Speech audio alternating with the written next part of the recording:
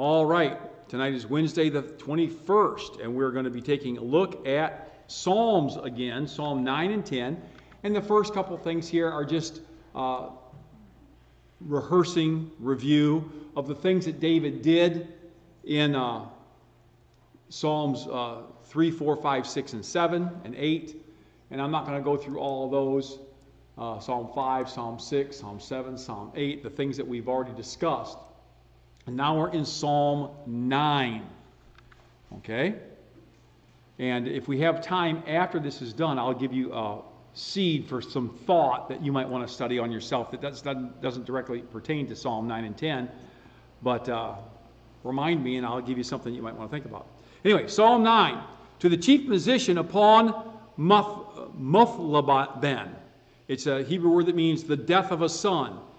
Now, we don't know for sure if this is the death of his son with Bathsheba or what. Just doesn't give the specificity of it. But David writes this upon the death of a son. So this is a lamentation psalm. Okay? Now let's see what he says in this lamentation. First, David acknowledges the source of his victories. When things are going good, when things are going right, when I get ahead, I know why that is. I know where it comes from. I will praise thee, O Lord, with my whole heart. I will show forth all thy marvelous works. I will be glad and rejoice in thee. I will sing praise to thy name, O thou most high. When my enemies are turned back, they shall fall and perish at thy presence. Notice what Dave commits himself to. He says, I will praise, I will show, I will be glad, I will sing, because when my enemies get turned back, when I have a victory, it's because of you. It's you that does it. So who does David credit with all of his victories, all of his good parts in life? God. Now listen, folks, this is very important for us to understand and apply daily to our lives. Everything, every single thing in our life that works out good is because God blesses us. Nothing is simply and only because I worked hard. Now, does it help to work hard? Does God bless hard work? Yep. But can you work really hard and it not turn out good? Can you work really hard and God not bless that? So when it turns out good, remember, it's not just because you worked hard at it. That's by no means, please do not get the wrong idea. That's by no means that I can just sit around and do nothing and God will bless me and I'll be the best ever. No, I have to work at it. The old adage we hear, the Lord helps those who help themselves, which, by the way, it's not in the Bible. It is a accurate type of truism, but the Bible never says that or anything really like it. Okay? The Bible does say, commit your ways to the Lord and He'll direct your path. If you want to twist that into the Lord will help me if I help myself, that's quite a stretch. But does God bless the hard work of a person whose heart is right? Yes. So what's God blessing, the work or the heart? The heart. God's looking at the heart, and that's what He's blessing. But David credits God with all of his victories. Secondly, David knew the victory belonged to God. Oh, thank you for the victory. Thank you for all. But no, wait a second. The fact is, God owns it. I can't get it without Him because He owns it. Look what David says. For thou hast maintained my right and my cause. Thou satest, I can't read here. Thou sattest in thy throne, judging right, correctly, justly. Thou hast rebuked the heathen. Thou hast destroyed the wicked. Thou hast put out their name forever and ever. O thou enemy, destructions are come to a perpetual end. What you are doing, enemy, trying to destroy things. What you have been doing, my enemy, trying to destroy things, it's now over. You've destroyed cities, but the memorial is perished with them. But although you've done that, the Lord shall endure forever. Okay? Let's put it on a human terms. This is not personal. I'm just using this illustratively, okay? Fred wins the slam dunk contest at the All-Star game. And in 15 years, who cares? In 3 years, who cares? You're riding high for a week or two, your name was in the paper, your picture's on the cover of Sports Illustrated, whatever, but really, doesn't matter. Use that as an illustration. David said, now, enemy, you've been doing things. You've been making a name. People, you're renowned.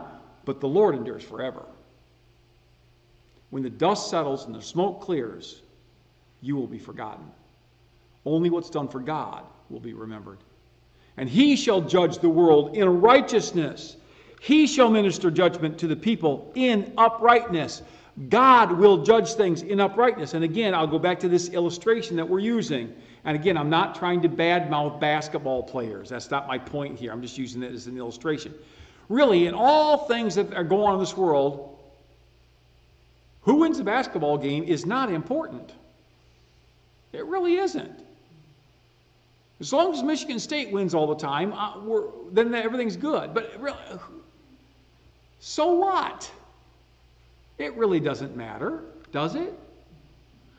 If you are in an episode of competitiveness, should you strive to do your best and hope to win?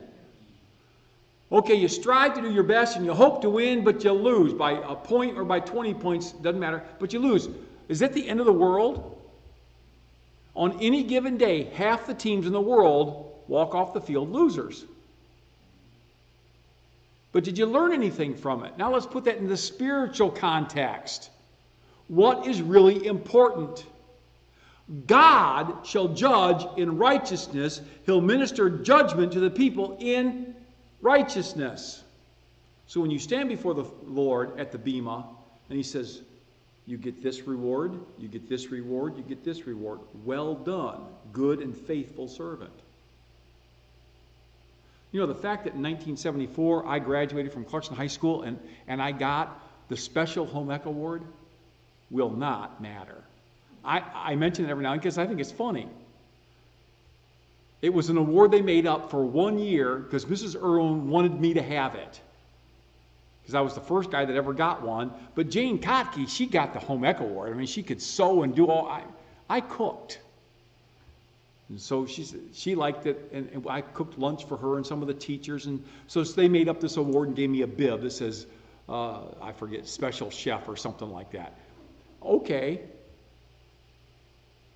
When I was in 10th grade, and then again in 11th grade, 10th and 11th grade, I won the Ugly Man contest. It was like the beauty contest, but we dressed up how ugly you could get and painted your face and all that kind of stuff. Put that one on my resume. Who cares? Let's really take a look at our lives and this world and see what is really important and valuable. God judges in righteousness because he sees the heart, not the scoreboard. He knows what's on the scoreboard, but he sees the heart. God will judge. Now, enemy, you think you're all that in a bag of chips, but you're not. God will judge in righteousness. David then encouraged others to see God's work in their lives. Look what he says here, verse 9. The Lord also will be a refuge for the oppressed, a refuge in times of trouble. And they that know thy name will put their trust in thee, for thou, Lord, hast not forsaken them that seek thee. Sing praises to the Lord which dwell in Zion. Declare among the people his doings. When he maketh inquisition of blood, for blood, he remembereth them. He forgetteth not the cry of the humble. Listen, folks. Remember what God's doing for you. Look at this. Come on. Let's shout for joy. Let's lift up his name. Let's just brag on God a while. He doesn't forget the humble. He takes care of those that seek him. Oftentimes somebody will say, well, I've been praying, but the Lord's just not answering my prayer. Well, there's two things that are true about that, and several things that are untrue. First of all, God answers every prayer, but a lot of times his answer is no. I keep praying, I don't get what I want. That's not, no. Sometimes even your answer is no. Other times the answer would be yes, but you're not right with God. And God says, if you have iniquity in your heart, I will not hear you. Remember, service for God is an all or nothing condition. God's blessings are not automatic. They're not trivial. They're not light. They are conditional. God says, if you do this, I will do that. Call on me and I will hear you. But if you have iniquity in your heart and you won't forsake it, I won't hear you. So, to connect the dots here a little bit, how long did the prodigal son have to stay in the pig pen? Till he wanted to get out. Was the father always there waiting for him to get out? Was the father ready to hug him all the while he was in there? Was the father ready to make ready the feast? Yeah. Was the father ready to clean him up? Yes. What would the father not do? Wouldn't climb in the pig pen with him. Wouldn't ignore the pig pen and say, well, here's some food. I know you're hungry. No. I have everything you need, but you've got to get out of the pig pen. I will not enable you. You step out, I'll be right there. So God does not forget those that seek him. He does not forget those that cry in humility. David encouraged others to see God's work in their lives. I encourage you tonight, folks. Look around. How good has God been? Really, come on. Think of it for a second. My wife and I, every day. Every day. We were in the kitchen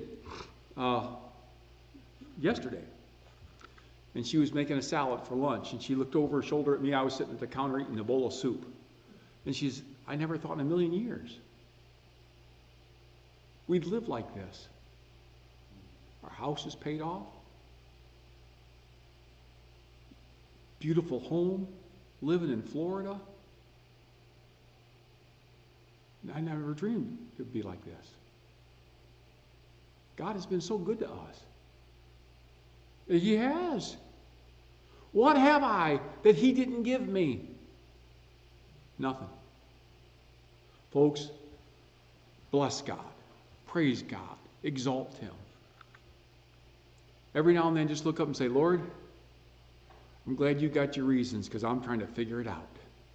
But man, you're good to me. What else did David say going on to verse 13, 14, and 15? David always looked to God and continuously praised him for his blessings on David. Have mercy upon me, O Lord. Consider my trouble when I suffer them of those that hate me. Those that hate me, they're causing me to have troubles. Consider that. I have enemies. Consider that. Thou that liftest me up from the gates of death. Now, Lord, you've been with me so far, but I've got enemies that are trying to put me down. Consider my position now. What am I going through now? Lord, I need your help right now. Have mercy on me now. Why? That I may show forth all thy praise in the gates of the daughters of Zion. I will rejoice in thy salvation. Lord, you've helped me before. I'm longing for it again. I need your help again. And when you give it, I'll praise you some more. But what did we learn last week? He says, but Lord, if I'm dead, nobody from the grave can praise you. Keep me alive, Lord, because you need somebody that'll praise you. How's that? Will that work? Okay. The heathen, he says in verse 15, are sunk down into the pit that they made in the net which they hid. Their own foot is taken. They hid the net and they were taken themselves. I will praise God for the continued blessings. David had a generational view. And I encourage all of you to have this. Don't always look at life and your life and your world as it is, as being the total scope of what's going on. If my wife and I were talking this morning. I really believe that the rapture is going to be relatively soon. But I could be wrong. You know, the rapture could be 1,000 years from now. I don't know. Don't know when it's going to be. I don't think it's going to be that long. But let's just pretend for a second. Satisfy this curiosity. Let's say we knew when it was going to be, and it's going to be 362 years from now. Pick a number, it doesn't matter. Okay? I ought to be thinking about the people who are going to be alive 362 years from now. I need to have a generational view. What's the long picture? Not how am I feeling today? Did I get my Cheerios and my milk rationed out properly? No, that's not the big thing on the plate.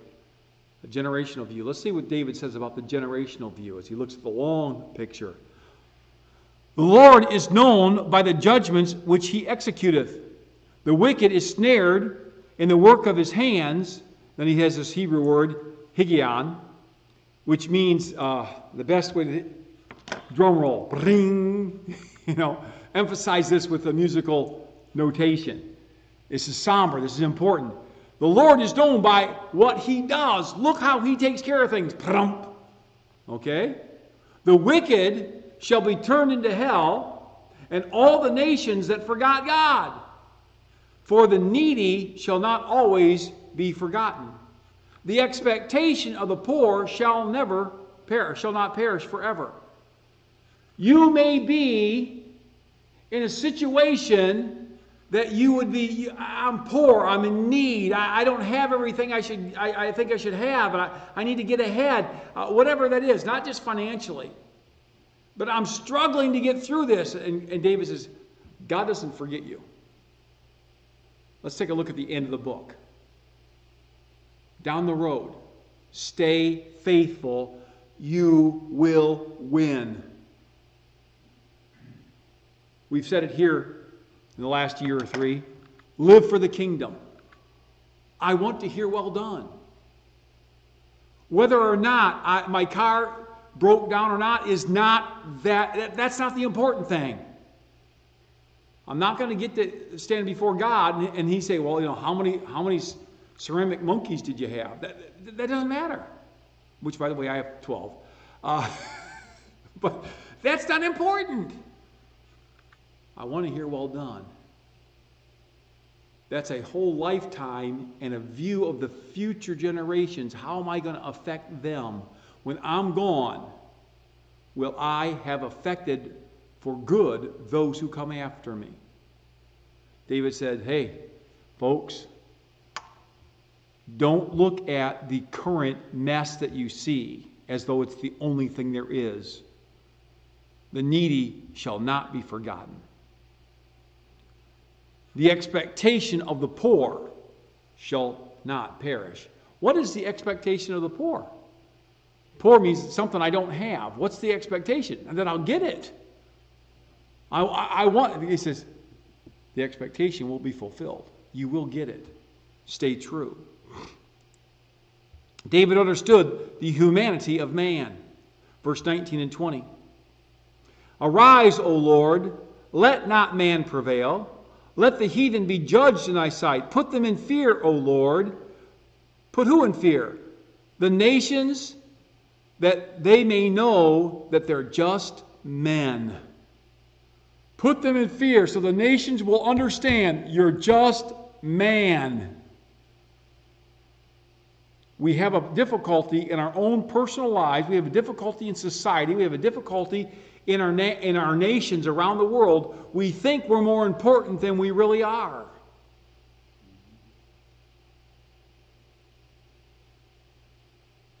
How important is that? How important am I? Well, apart from God working in my life, I don't have a lot of value. The only value I have is what He put on me. The old adage as it goes, an item is only worth what somebody's willing to pay for it. Now come on, let's think of our government. How much is our government willing to pay for you? So to our government, I'm speaking just as a generic entity, not any persons, but as a government, we as individuals are pretty worthless.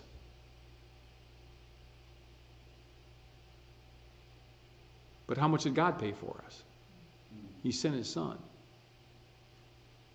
So remember that. Lord, put them into the remembrance. Put them into fear. Help them understand they're just man. Yes, sir. I think Nebuchadnezzar came to that. Yeah. That's a good example. Oh, yeah. We're looking at in Daniel. But Nebuchadnezzar, who thought he should be bowed down to, Oh, yeah. finally came to the realization, who am I? Yeah. You know, Nebuchadnezzar in the book of Daniel, he looks at the three fellows, Shadrach, Meshach, and Abednego, says, if you don't bow, I'll throw you in. And who's that God that can save you from me? About 5 years later, he has a dream. Calls Daniel. So what's the dream? He says, you're just a beast. And until you acknowledge that God is in charge, you will be treated like and thought to be an animal, because that's all we are. The psalmist wrote, God knows we are but dust. And then the psalmist says, what is man that thou art mindful of him? What is there about this dust that you would even take the time? God says, I love you. You have value because I'll pay for it. I think you're special. Okay? So, that ends Psalm 9. As David sings this upon the death of a son. Okay? Psalm 10. David understood the heart of the wicked and longed for God's justice. Originally, I had on here as my subclause, and David wanted God's justice right now. Now, I changed it because that... But think, how often do we see somebody doing wrong or something that's not right, and we want God to take care of it right now? Because if I was God, this is what I'd do. God says, no. I'm going to give them some more time. Remember, God's will, God's plan, God's purpose, God's timing. In the fullness of the time, he sent his son. And I will come back at the time that the Jews will call on me. Till the end of the time of the Gentiles. They will be in darkness because they won't call on me. Everything has timing to it. David says, Lord, why are you standing afar off and hiding yourself? I'm in a heap of trouble here. The wicked in his pride doth persecute the poor. Let them be taken in the devices that they have imagined. The wicked boasts in his heart's desire and blesses those who are covetous. The ones, the Lord, that you hate, the ones that you abhor. The wicked, through the pride of his countenance, will not see God. God is not in his thoughts. Come on, am I making my case yet, Lord? When are you going to get these guys? Well, that's why originally I put, and he wanted God's justice right now. But he longed for God's justice. Let's see what he goes on here to say in the next couple verses. His ways, the evil man, his ways are grievous. But thy judgments, God, are far above, out of his sight. As for all his enemies, he puffs at them. He huff and puff at his enemies. He hath said in his heart, I shall not be moved. For I shall never be in adversity. His mouth is full of cursing and deceit and fraud. Under his tongue is mischief and vanity. He sits in the lurking places of the village. In the secret places doth he murder the innocent. His eyes are privately set against the poor. Man, this guy, he's awful. Lord, when are you going to come and get him and take care of this? But David proclaimed the bottom line. The wicked's the way he is because he thinks he'll never get caught. He lies in wait secretly as a lion in his den. He lieth in wait to catch the poor. He doth catch the poor when he draweth him into his net. He crouches and humbles himself, not in humility, but he gets low, that the poor may fall by the strong ones. He hath said in his heart, God hath forgotten. He's hiding his face. God will never see me. But David anticipated God's judgment. Arise, O Lord. O God, lift up thy hand, forget not the humble. Wherefore doth the wicked contemn? He hath said in his heart, God will never require this of me. And we look today in our culture in America. And so many people who are not living a godly life think they have a free pass and nothing counts and they're home free. But it says here, the word contempt, I had to look that one up because I kind of knew how it fit into the sentence, but it means to bloom with scorn towards something. Like a flower blooms, opens up. It blooms with scorn towards something. Wherefore doth the wicked bloom in his contempt to God and say, God does not require this. But God, thou hast seen it. For thou beholdest mischief and spite. You will require it with thy hand. The poor committeth himself unto thee. Thou art the helper of the fatherless. Break thou the arm of the wicked and of the evil man. Seek out of his wickedness till thou find no more, till the wickedness is gone. The Lord is king forever and ever. The heathen are perished out of his land. The Lord, thou hast heard, Lord, the desire of the humble. Thou wilt prepare their heart. Thou wilt cause thine ear to hear, to judge the fatherless and the oppressed, that the man of the earth may no more oppress. Lord, man is wicked, and I'm waiting for the day when you set everything straight. Now, we would like for that to be right now. But let me put something in your ear, what I was mentioning at the very beginning, along this line. This may help you understand as you read the Bible to get things in the proper context. We look at, if we were to draw out, as Christians in 2018, we're going to draw out a time scale, a timeline of there's creation and so forth. And then over here is the crucifixion. And then there's the tribulation. And then there's the kingdom. And then there's heaven, right? The Jewish mindset is almost the same. The difference is they don't have the crucifixion followed by the church age. They thought Messiah was going to come and set up the kingdom. They didn't understand that the kingdom would come later. When the Jews read in the Old Testament, in the Tanakh, about this time of Jacob's trouble, it's not really not called that there, but it's indicated. When the Jews were looking at the time of, we would say, the tribulation period, they were thinking, Rome is in charge. The Messiah will come and get rid of Rome. This is the tribulation. And every generation and every succeeding generation of the Jews always thought, no, this is it. And when Jesus was here in his earthly ministries and the disciples saw him as the fulfillment of the Old Testament prophecies, they were expecting him to set up the kingdom. Lord, we've been with you for 3 years. When will you do the kingdom? We believe you're the Messiah. When's the kingdom? They weren't asking how far in the future. They were right now. And Jesus said, you misunderstand.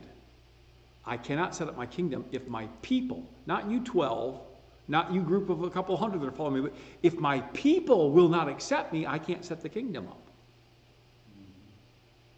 So as we see in the book of Hosea, I will go and return to my place, and I will stay there till they call on me, then will I come. Jesus was riding the donkey in at the triumphal entry, and when they don't accept him, and they say, tell the rocks, tell the people to be quiet, he says, well, the rocks would cry out, it's not you. And he said, if you had known this your time, I could have set the kingdom up right now. But I leave you in darkness. You will not know until the time of the Gentiles is fulfilled. And so in the two timelines, we have creation and so forth. The tribulation that the Jews thought wasn't the tribulation. The tribulation comes over here after the church age.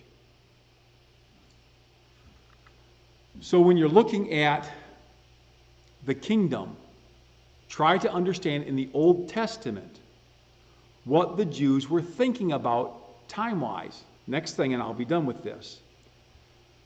In the apostles' writing of the New Testament books, not 100% of the time, always exclusively, but generally speaking, 99% of the time.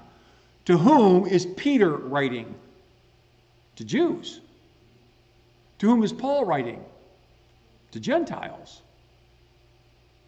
Now, were there some Jews in the Gentile church? Yes. Were there some Gentiles in Israel? Yes. But for the most part, Peter is talking to the Jewish crowd, and Paul's talking to the Gentile crowd. And Peter was, to an extent, please don't take this to some extreme that I'm trying not to say it in a way that'll get you there, but to an extent, in a way, Peter was very Jewish-minded. And he said, you know, that stuff that Paul preaches, he said, I agree with it, but man, it's hard to understand. The Gentiles will be fellow heirs? How does that work? And so you see, when Jesus tells the disciples, go into Jerusalem and Judea and Samaria and the uttermost parts of the earth, we have traditional sayings, and I'm not saying that those things are incorrect, but biblically speaking, we don't have any information on that. Okay? We have, for example, we know from traditional teaching that Thomas went to India, what we would call India today. We have writing in the Talmud that Peter went to Babylon. But we don't have any indication from the Bible that he did.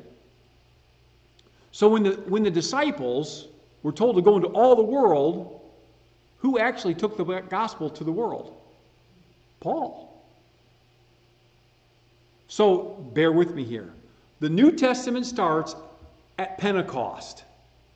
That's the event that starts the New Testament. Okay? Matthew, Mark, Luke, and John literally is Old Testament. So the book of Acts literally is the New Testament. Specifically the day of Pentecost, the birth of the church. But what is theologically speaking, time-wise, when does it really get going? With Paul. Paul takes it to the world. Paul says, let me show you how the Old Testament is fulfilled. Does that make sense to you? Try not. It depends on where your starting point of reasoning is. So then when Paul goes to all the world and he's preaching the gospel, who goes with him? Well, Silas, Barnabas, Timothy. None of them are the disciples. They're all half or full Greek. So at Pentecost, when they're standing there watching Jesus ascend, the angel says, why are you standing here? What did he tell you to do? He told us to go all the world and preach the gospel. Who went to all the world and preached the gospel? Paul. Most of the disciples, as far as we know, never left Israel. We hear accounts that perhaps Thomas went to India and maybe Peter went to Babylon. But they're not biblical accounts, they're extra biblical. They may be correct, but the point is, as we're studying our Bibles, try to understand what's going on. There is a timeline, there's a sequence of events that will help us understand. And so when Peter is writing in his Gospels basically to the Jewish crowd, look at how many times he's referencing the kingdom, the kingdom, the kingdom, and the shepherd. He takes Old Testament idioms and tries to say, but the kingdom is coming. Will that help you at all in some of your studies? Just kind of tick up in the back of your mind? Because as we get a fuller, more complete understanding of what is written, and see how Peter and Paul don't conflict with each other, but they're looking at it from two different angles. Okay? I'll have more to say about that later on, but hopefully that'll help you in some of your studies. Well, that's it for tonight. I'll stop now. All right, any questions, any comments? Yes, Floyd. Verse 18, where it says, to judge thou wilt cause thine ear to hear, to judge the fatherless. I was just looking at that. That phrase there, to judge, literally means to vindicate the fatherless, not to judge them. To bring justice. Bring justice and judgment to them, which is kind of what Daniel said in 9:24. Yeah. To make an end for the transgression, right, to bring in everlasting. I think there's a lot of hint of that. Yes, when we read the words in English, we usually use Webster's first definition. And that's frequently not the context of it. So we said, like you said there, You're going to hear their ear, you're going to hear what they're saying so that you can judge the Father. No, to bring justice to. I'm going to execute, try their cause, see what it is. The fatherless and the oppressed, I'm going to bring justice to that. Okay, very good. Anything else? All right, let's have a word of prayer as we close. Dear Lord,